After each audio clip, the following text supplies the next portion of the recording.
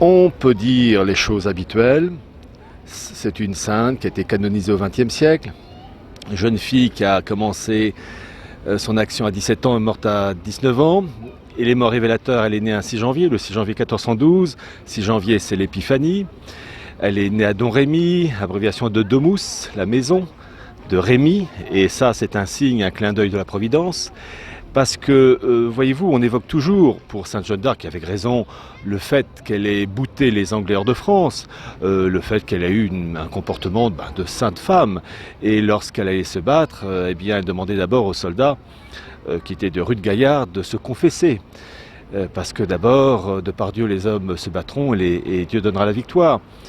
Mais il y a une chose essentielle qu'on ne dit, je crois, allez, je ne vais pas dire jamais, mais presque jamais, au sujet de Sainte Jeanne d'Arc, et qui est pourtant l'élément clé, central.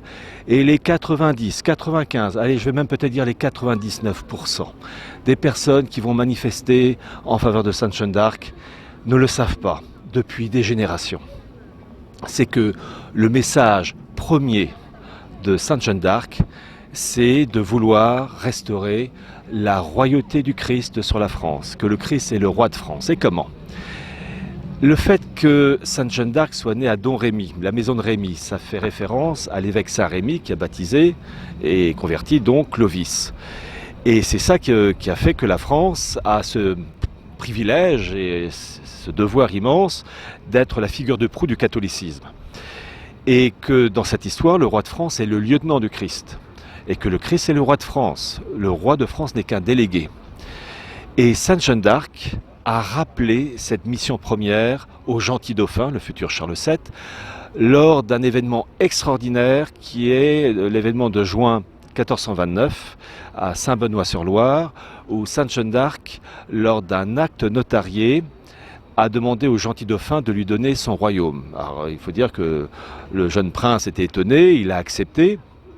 Et Sainte Jeanne d'Arc a continué en disant, c'est pas mot à mot ça, mais presque, vous êtes le plus pauvre chevalier en ce royaume. Elle a continué, elle a dit, moi, Jeanne, je donne le royaume à Jésus.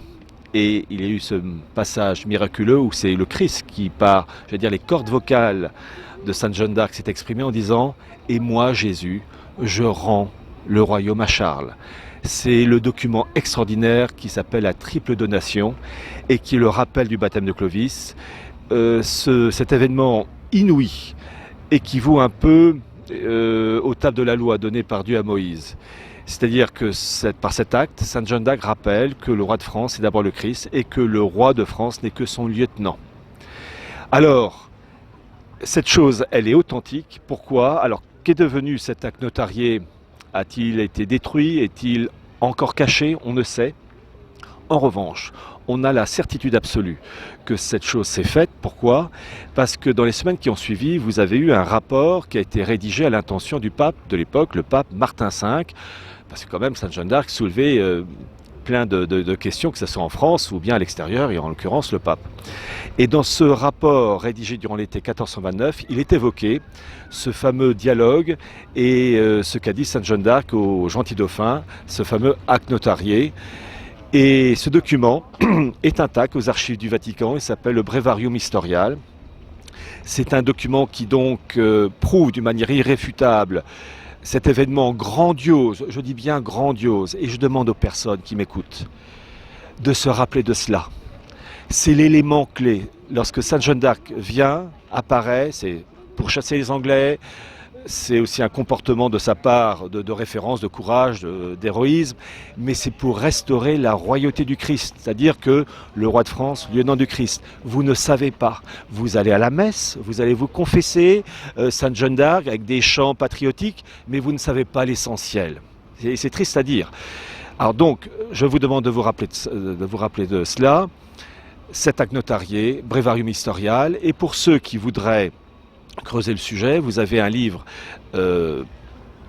vraiment de grande qualité qui s'appuie sur des faits authentiques de Louis Hébert et Marie-Christine Rémy, La vraie mission de Sainte Jeanne d'Arc, où donc ces auteurs expliquent avec les preuves, les références, ce qui s'est passé en juin 1429 avec le fameux Breviarium historial. Je demande aux personnes qui vont écouter cette vidéo de se rappeler que l'acte notarié de, je crois que c'était le 21 juin même, juin 1429 de Sainte Jeanne d'Arc, c'est le résumé de la science politique française. Et qu'en dehors de cela, il n'y a rien d'autre. Bien entendu, j'encourage les personnes à venir les plus nombreuses possible le 10 mai, mais je leur demande, et vraiment j'insiste là-dessus, à venir donc à Saint-Augustin le 10 mai, en se rappelant la raison profonde première du message de Sainte Jeanne d'Arc, de l'acte notarié.